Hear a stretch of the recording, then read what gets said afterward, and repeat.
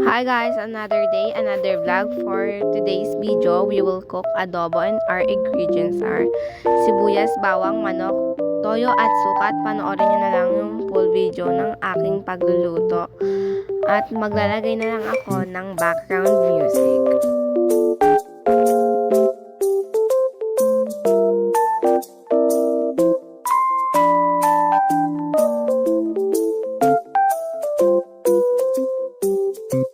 At ayun na nga, tapos na. At sobrang sarap nga. Yan lang. Bye-bye!